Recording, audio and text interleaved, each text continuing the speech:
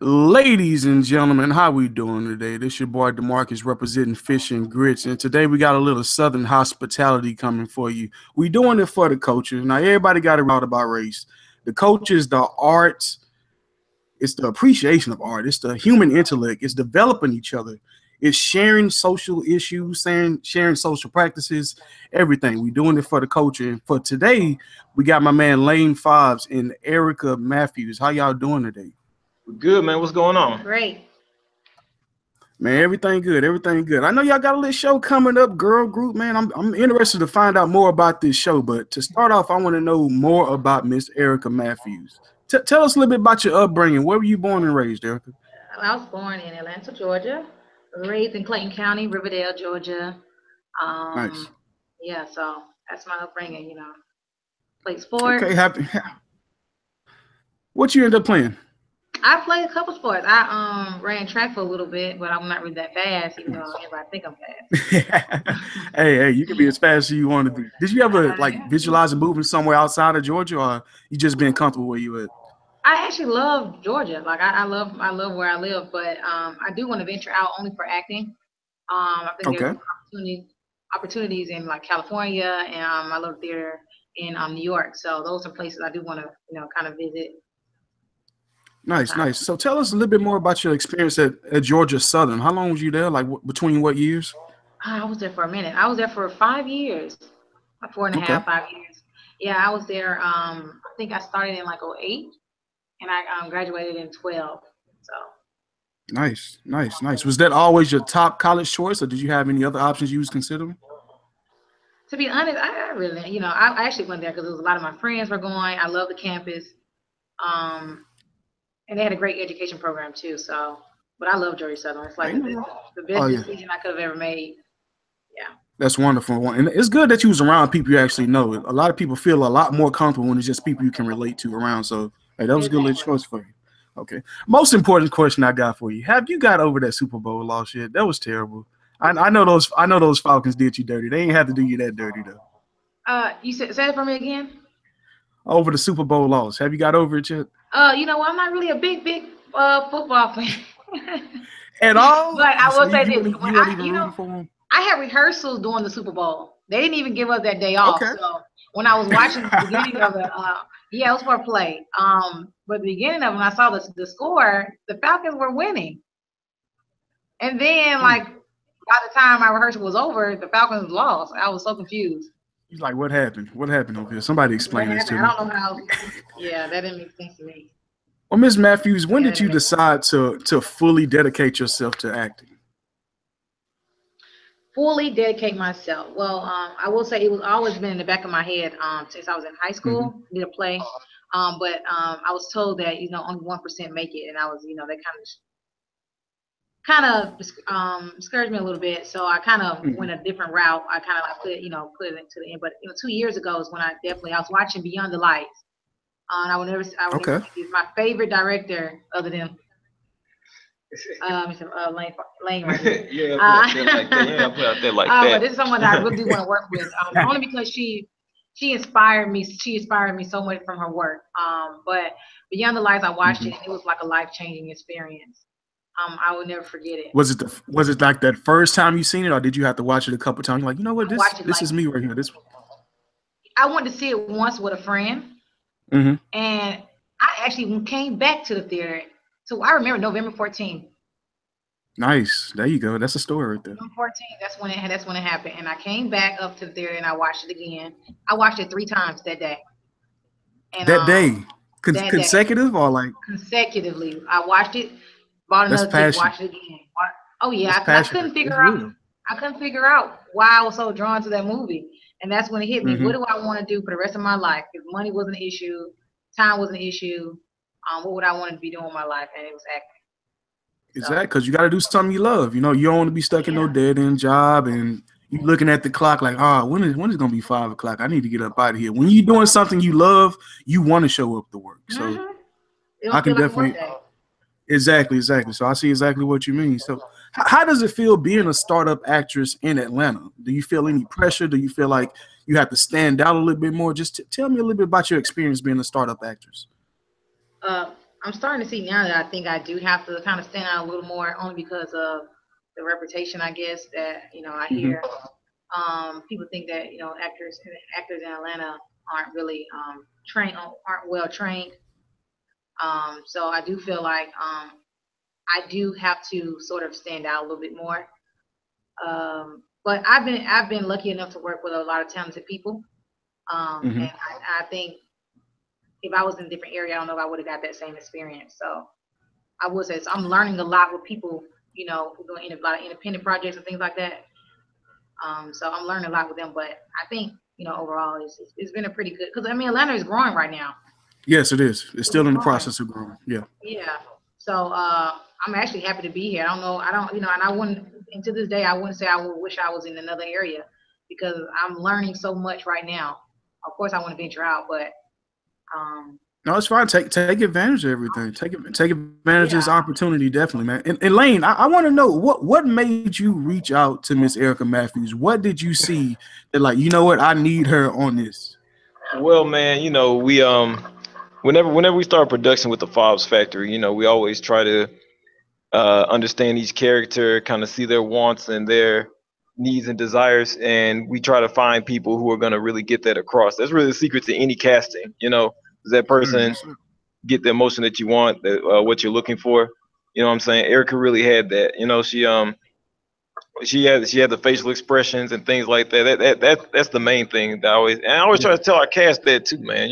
Really sell the facial expressions. She did a good job of that in her audition, and she continues to do a good job of that when we're on set. So that's really what it was, man. It's just about drawing out that type of emotion, man. Yes, no doubt, no doubt. Erica, can you recall that first project you completed, and how did you feel once you were like, "Ooh, I finally got this first one out the way. Now I'm just about to continue to grow." Do you remember that first project? Yeah, I was on a what was that first project? Oh, that was a while ago. The first project that I completed, uh, kind of honestly, I was the first project I ever did. It was for a show. It was for a movie. Um, it was called Perfectville. Okay. And it was my first time being on the set. The camera being in my face. I was very nervous. Was you nervous? Yo, you was Oh yeah, nervous? yeah, I was very nervous. I kept forgetting my lines. And you never know. Like How many when you're an how many amateur, times it took you? it took maybe like they didn't do like 3 or 4 takes. Okay, hey, But that's not too I bad for the wasn't. first time. Yeah, but I wasn't as fluent with my lines. I didn't, as I wanted to be or as I needed to be as I know now. Before I just knew them the way I knew them, but Hmm. now it's like it wasn't the same, because when the camera get on you and you actually in the actual setting, the nerves get you, and Yeah, if you don't really know those lines, you're gonna show. yeah, So yeah, yeah. Hey, but it's a good experience, and it seems like you're growing from it right now. So that's yeah, definitely a good thing. So do you got a ballpark as far as how many projects you have completed on your resume? completed. Probably have a good about 4 or 5 completed projects. So not many, but Okay. about four or No, five. that's a good start. That's a good start for you to only be in your second year. I think Yeah. having that many projects under you is that experience, so you're learning as you go. I see you're already critical of yourself. Like when you go back to that first experience, I can already see you visualizing what you did wrong and what you felt you could have did better. So you already got the grind mentality. So from here you just got to stay consistent. That's Hmm. all you got to do. As long as you stay consistent, the sky's the limit, Erica. But tell us a little bit more about Girl Group and how does this show differ from other regular black shows?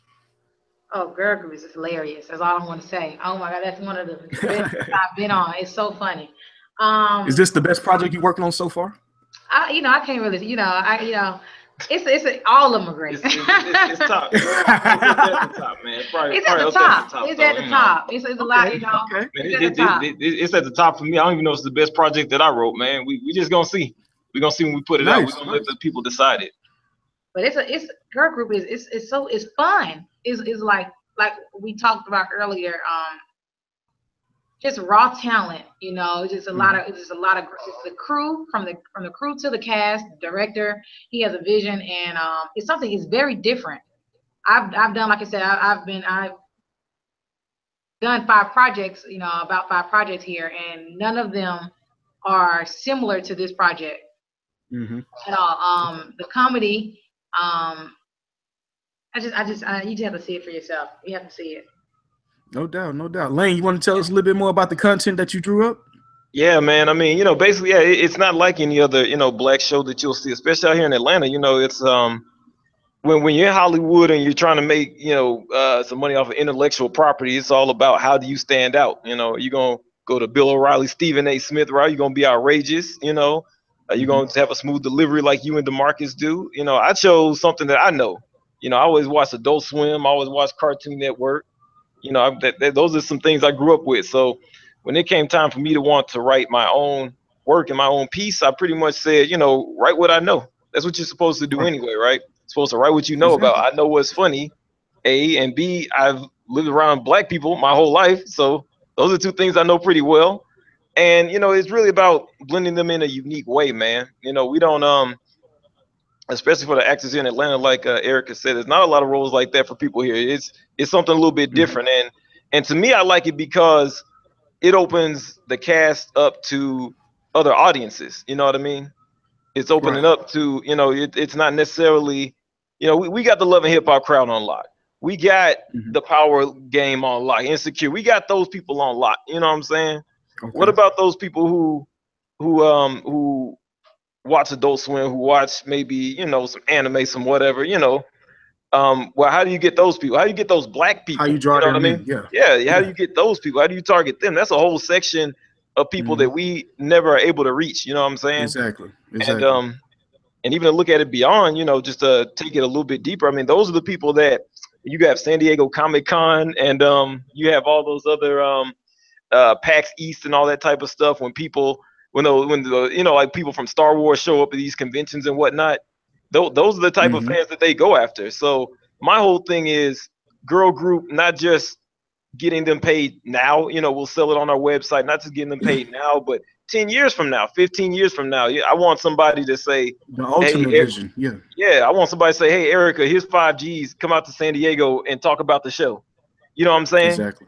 Yeah, because you got people like that who have, Captain Kirk, I don't know if Charlton Heston's still alive or not. I don't know if that was the top of my head, but Spock, Mr. Spock, who I do know passed away. He's been going to Comic Cons for years, saying the same stuff, answering the same questions, collecting a nice check. Yeah.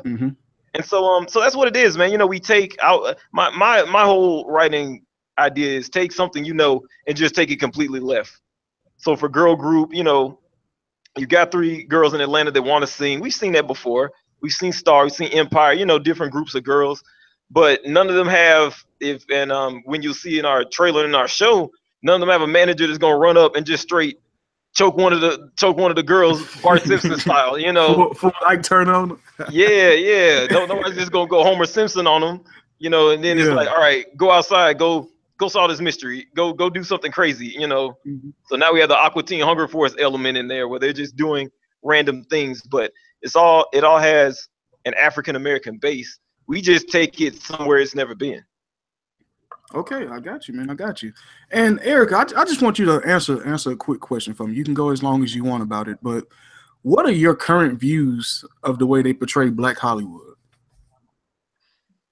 Oh man, that's crazy. We just talked about it. We just talked about this. I think there's pros and cons. I like the movies. I mean, I don't know. Do you feel there's anything they need to change, or do you like the direction that it's headed in? I like the way the direction it's headed in. I see a lot more people stepping up. I think a lot of people putting their speaking out. I see a lot more roles opening up for Black actors and actresses. So I do like the direction that it's going. We just had a conversation about this. So, it's so crazy. I guess I'm not aware of some of the other undertone messages underneath, but as of right now, for me, like I enjoy watching the movie. I enjoy it. I mean, it's really just about us owning our own, man. That's what it boils down to. We don't have anywhere that Black people can go and say, yo, this is our media. We got it, exactly. where we can be entertained and put out some news, some things that are relevant to us. Yeah, it's all about it's all about really, it boils down to controlling the message. You know, the message could be anything. It could be something wild and outrageous. I mean, our show certainly has elements of that. Our the first show our company produced, Lance Ball Sports, certainly has a lot of that too. But it's all about who's coming, who's controlling the message, who's in ownership of it. You know, we've never really stopped and really tried to ask that question of ourselves, and so this is what it's all about too. There it is. There it is. That's for the culture right there, man. But where can everybody find you guys? What's gonna be the page plug for the show, the Instagram, Snapchat? What kind of media outlets y'all got out there so that people can find you? Oh, girl group. You know, you have to do Instagram. We have at girl group. So it's at girl_group Atlanta ATL. And you also can find me at _Erica Matthews, and we have some other cast members at Sherry _ Antoinette, and we have at Monsterpreneur. So those are some of the girls from girl group, some of the cast, and we also. What's that? Oh, mine. See, I don't. All I have are business Instagrams, man. Well, let me give you two. Well, girl_group ATL. Girl_group ATL. That's definitely one. And then at the Fobbs Factory. So you know the main company one. If you want to check us out there, at the Fobbs Factory. But the most active one right now is girl_group ATL. You know, just it's about getting these ladies exposure that they deserve. Yes, they sir. they put in a lot of work. They're real talented. Like I said, the show is about mystery solving singing girl group that really doesn't sing that much. They're led by their psychotic manager. And it's just a lot of fun, man. So at the Fobbs Factory, at girl_group ATL, those are the best places to find us. And if you follow us there, we'll definitely want to do in the next couple of days here, put out our first teaser trailer so you all have some visuals talking about as well. Coming? Yeah, some trailers, cast interviews. So as we get into August and September, man, it's gonna be hot. Stay tuned. No doubt. Man, I look forward to talking to y'all again soon. Hopefully we can get a few more members of the cast to come on. We can all have a big old lit group. We can talk about the show and what y'all doing going forward. And I need to see that trailer, man. Like, don't spoil me with the news, and I ain't seen them yet. Come on, man. You gonna have to drop it. It'll be here. It'll be here. It'll be here this week, man. It'll be here this week. Yeah, don't leave your boy out the loop, man. I need to see that. It'll be like the old ladies used to say at church, man. He ain't gonna come when you want him, but it's gonna be on time, man. There it is. That's for the culture right there. So whether it's fantasy, say, man, what you and DeMarcus are doing as well, just it's an example of what we talk about building your own, man. I can remember starting y'all off, you know, who know? I'm not sure how much y'all knew about sportscasting or whatever, but I mean, you guys are off and running now. You got the logo, the shirts, everything coming out, man, and y'all an example of what can happen when we focus on building it on our own, man. I'm proud of y'all. That's it, man. We appreciate that, man. None of this possible without you, Lane, and that's what I need everybody to understand. And no, don't say that. Don't put that out there. No, it's about y'all, man. It's about y'all. That's the truth. That's the truth. Because without your vision, that's what I'm saying, Lane. You don't really see it, but you are the pioneer. So without your vision, none of this is possible. Without your vision, I'm not talking to Erica right now. We're not having this talk, okay? So you're the pioneer. All respect to you. Without you, none of this is possible. That's what you really got to realize. I know you don't like to be in the spotlight, but hey, sometimes we got to give credit where credit is due, my man. Well, hey, I appreciate it, man. I appreciate it. Just trying to do what we can, man. We owe it to our kids, man, to leave them something they can be proud of, you know? There we go, Chief. So whether it's fantasy or reality, we hope you enjoyed our Southern hospitality. Now y'all be easy. All right. Yeah. All right.